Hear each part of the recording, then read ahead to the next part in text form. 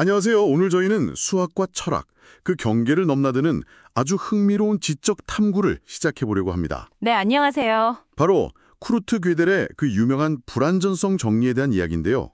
괴델이군요. 네, 특히 핵심 아이디어인 괴델수를 이용해서 어떻게 수학이 자기 자신에 대해서 말하게 만들었는지, 그리고 그 결과가 왜 그렇게 놀라운지 살펴보려고 해요. 그렇죠.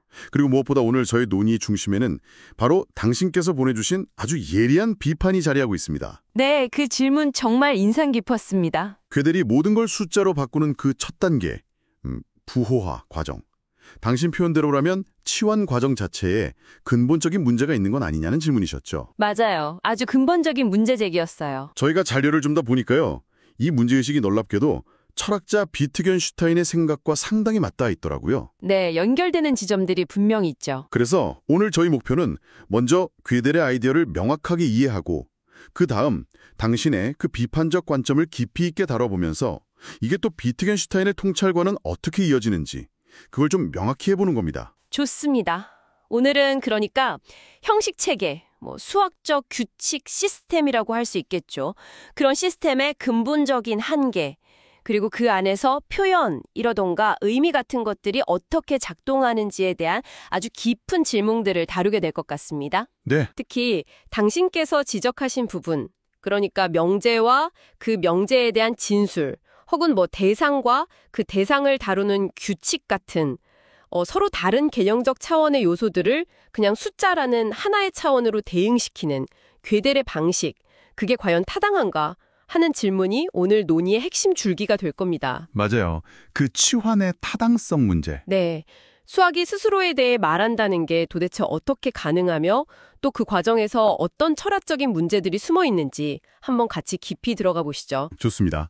그럼 먼저 괴델의 가장 기발한 아이디어, 괴델수부터 시작해보죠. 이게 도대체 어떻게 숫자를 이용해서 수학 기호, 공식, 심지어 증명 과정까지 표현한다는 건가요? 그냥 번호 매기는 것하고는 다른 거겠죠? 네, 당연히 다르죠. 단순 번호 매기기를 훨씬 넘어서는 개념입니다. 괴델은요, 수학에서 쓰는 모든 기호 있잖아요. 숫자, 변수, 괄호, 더하기, 빼기 같은 연산자들. 네네. 이런 거 하나하나에다가 고유한 자연수를 부여했어요.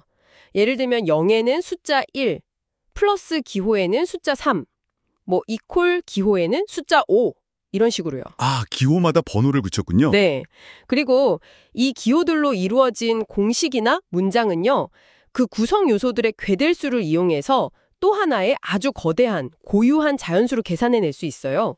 이게 소인수 분해를 이용한 아주 독창적인 방법인데요. 소인수 분해요? 네.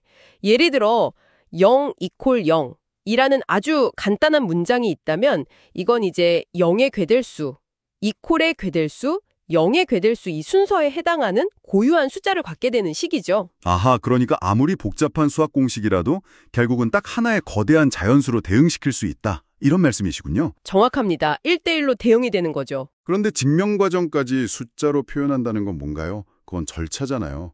단계들이 쭉 있는 건데 그게 어떻게 숫자가 되죠?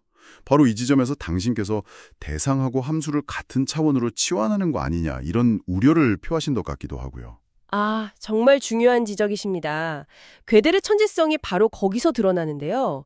그 증명 과정이라는 절차, 그러니까 결국은 공식들의 쭉 나열이잖아요. 그렇죠. 공식들의 목록이죠. 네, 그 목록 자체도 다시 거대한 하나의 괴델수로 표현할 수 있다는 걸 보여준 거예요.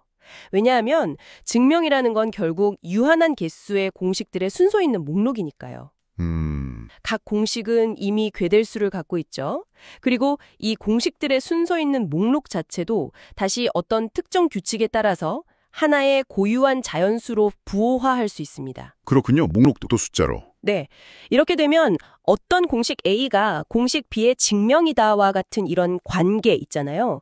이것조차도 그 공식들의 괴델수인 숫자 A와 숫자 B 사이에 순수한 산술적 관계로 번역될 수 있게 되는 겁니다. 와, 대단하네요. 그렇죠. 그러니까 당신의 우려처럼 대상, 즉 공식과 절차, 즉 증명을 같은 숫자 세계에 넣는 것처럼 보일 수는 있어요. 하지만 괴델의 주장은 이게 차원을 파괴하는 치환이라기보다는 상위 차원의 구문론적 구조나 관계를 하위 차원인 산술의 언어로 아주 정교하게 표현하거나 모형화하는 거라는 거죠. 표현이다. 파괴가 아니라. 알겠습니다. 그 개념은 일단 받아들이고요. 그렇다면 이 숫자들을 이용해서 어떻게 나는 증명될 수 없다는 그 유명한 문장을 만들어내는 거죠? 여기가 정말 기가 막힌 부분이잖아요. 네, 맞습니다. 바로 괴델 문장 쥐의 구성이죠. 괴델은 먼저 뭘 하냐면요.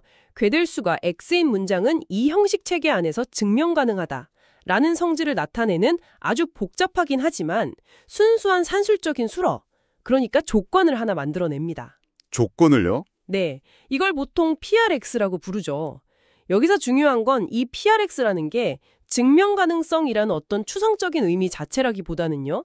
어떤 숫자 X가 증명된 문장의 괴델수가 되기 위해서 만족해야 할 구문론적인 조건들을 산술적으로 기술한 것이라는 점이에요. 약간 필터 같은 건가요? 그렇죠. 비유하자건 복잡한 수학 필터 같은 거예요. 숫자 X를 이 필터에 통과시키면 그 숫자에 해당하는 문장이 증명 가능한지 아닌지를 산술적으로 판별해 주는 거죠. 네. 그 다음에 괴델은 대각화 논법이라는 아주 기발한 기법을 써서 자기 자신의 괴델수를 참조하는 문장 쥐를 만들어냅니다. 자기 자신을 참조한다고요? 네, 이 문장 쥐가 뜻하는 바가 정확히 뭐냐면 나 자신의 괴델수를 PRX라는 저 수러, 저 필터에 넣으면 통과하지 못한다. 즉, 나는 이 체계 안에서 증명될 수 없다는 거예요. 와. 식으로 표현하면 쥐가 not PRJ와 동치다. 뭐 이런 형태가 되는 거죠. 여기서 쥐제이는 문장 쥐 자체의 괴델수고요. 나는 증명될 수 없다고 스스로 말하는 문장을 수학적으로 구성했다니 정말 놀라운데요? 그럼 이 문장 쥐는 참인가요? 거짓인가요? 아니면 뭐 증명 가능한가요? 바로 여기서 불완전성 정리의 핵심적인 딜레마가 발생하는 겁니다. 자, 만약 쥐가 이 체계 안에서 증명 가능하다고 한번 가정해 봅시다. 네. 그러겐 프로브지가 참이 되겠죠, 정의상. 그런데 쥐는 스스로 PRG라고 했으니까 쥐는 거짓말을 한 게 됩니다. 쥐는 거짓이 되는 거죠. 즉, 이 형식 체계가 거짓인 문장 쥐를 증명한 셈이 되니까 이 체계는 모순을 갖게 되는 겁니다. 일관성이 없는 거죠. 모순이군요. 그럼 반대로 증명 불가능하다면요? 자, 반대로 쥐가 증명 불가능하다고 가정해 봅시다. 그러면 PRG는 거짓이 되겠죠? 네. 이 경우 쥐가 주장하는 내용, 즉 PRG는 참이 됩니다. 나는 증명 불가능하다는 말이 사실이 되는 거죠. 쥐는 참이 되네요? 그렇죠. 쥐는 참인 문장인데 우리는 방금 쥐가 증명 불가능하다고 가정했잖아요. 그러니까 체계는 참인 문장 쥐를 증명할 수 없게 됩니다. 따라서 이 체계는 불완전하게 되는 거죠. 와, 그러니까 체계가 모순이 없다면 반드시 참이지만 증명할 수 없는 문장이 존재한다. 이게 제일 불완전성 정리군요. 정확히 그렇습니다. 괴델은 우리가 사용하는 충분히 강력한 수학 체계, 그러니까 최소한의 산수를 포함하는 그런 체계가 만약 일관성, 즉 모순이 없다면 반드시 쥐와 같이 참이지만 그 체계 안에서는 증명할 수 없는 문장을 포함할 수밖에 없어서 불완전하다는 것을 증명한 겁니다. 이 자기참조 구조가 결국 러셀의 역설과도 비슷하게 시스템의 내재적인 한계를 드러내는 지점인 거죠. 자, 여기서 다시 당신의 비판으로 돌아가 보겠습니다. 이 모든 논리의 출발점이었던 그 부호화 또는 치환 과정 자체에 근본적인 문제가 있을 수 있다는 지적이셨잖아요. 네. 대상, 숫자 같은 거 하고 그 대상을 변환하는 함수, 증명 개념 같은 거를 같은 차원으로 치환하면서 뭔가 중요한 구조적 차이가 무시되는 거 아니냐, 이런 문제 제기셨죠. 일단 모든 게 숫자로 바뀌고 나면 그 뒤의 논리는 뭐랄까 따라올 수밖에 없는, 어쩌면 좀 동어 반복처럼 느껴질 수도 있다고요. 네, 당신의 비판은 바로 괴델의 그 표현 방식이 과연 정당한가? 그 과정에서 혹시 중요한 개념적 유형, 영어로 하면 타입이죠. 그런 구분이 흐려지는 건 아닌가 하는 핵심을 정확히 찌르고 있습니다. 네. 당신은 치환이라는 단어를 사용하셨는데 이게 뭔가 다른 걸로 대체되면서 원래 성질 일부가 좀 사라질 수도 있다는 그런 뉘앙스를 담고 있잖아요. 그렇죠. 뭔가 잃어버리는 느낌? 반면에 이제 괴델을 지지하는 사람들은 표현 또는 모형화라는 단어를 더 선호합니다. 마치 어떤 소설을 다른 언어로 번역하려고 할 때 원문의 모든 뉘앙스를 살리려고 노력하는 것처럼 괴델의 부호하는 메타 수학적 개념, 예를 들어 증명 가능성 같은 것에 구문론적 구조를 산술의 언어로 충실히 옮겨놓은 것이라고 주장하는 거죠. 충실한 번역이다. 네, 그러니까 GG, 즉 문장 G의 숫자와 PRGG, 즉 G가 증명 가능하다는 산술적 진술은 개념적으로는 분명히 다르죠. 하지만 후자 역시 숫자 GG가 이러저러한 산술적 조건을 만족한다는 또 다른 그냥 산술적인 진술일 뿐이고 이 진술 자체도 또 다른 괴del수를 가질 수 있다는 거예요. 즉 유형의 차이가 사라진 게 아니라 숫자들 간의 복잡한 산술적 관계 속에서 재현되고 보존된다는 것이 괴델 쪽의 입장입니다.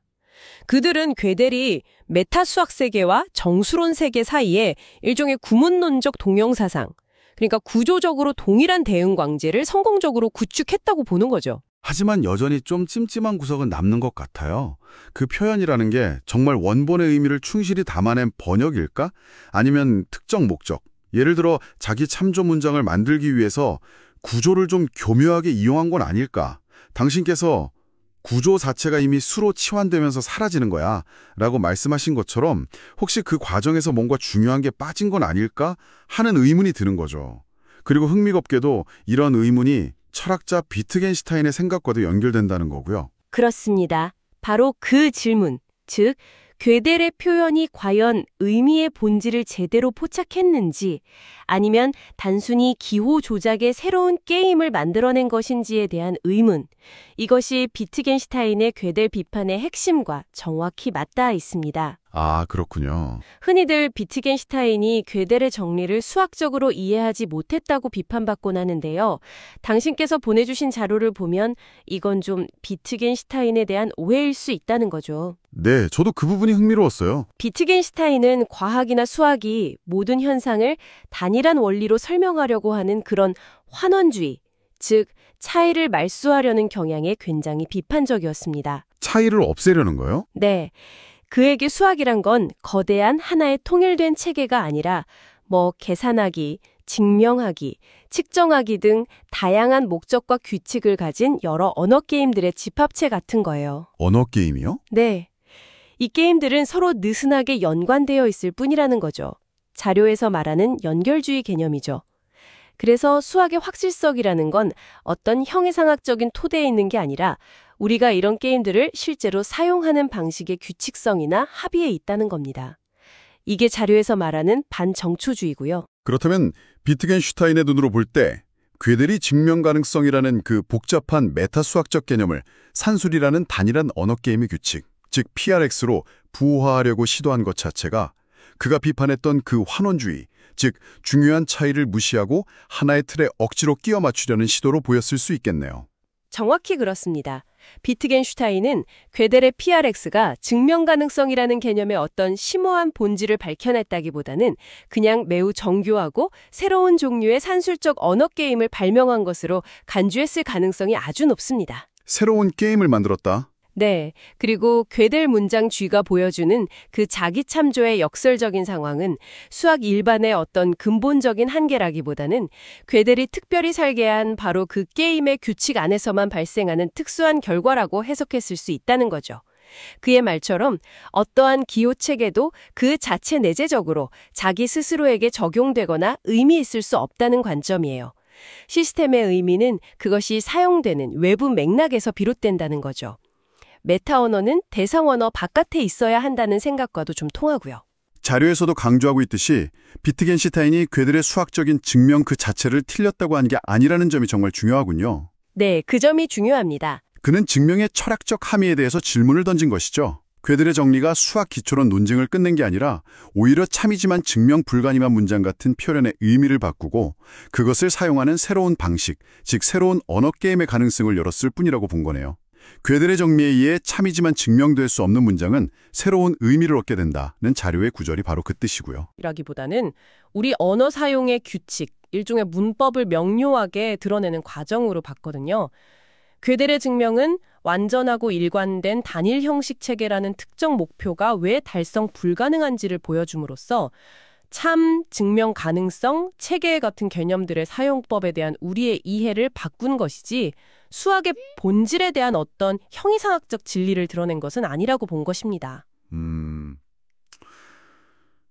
그가 어떠한 수학적 발견도 철학을 발전시킬 수 없다고 말한 것도 비슷한 맥락인데요.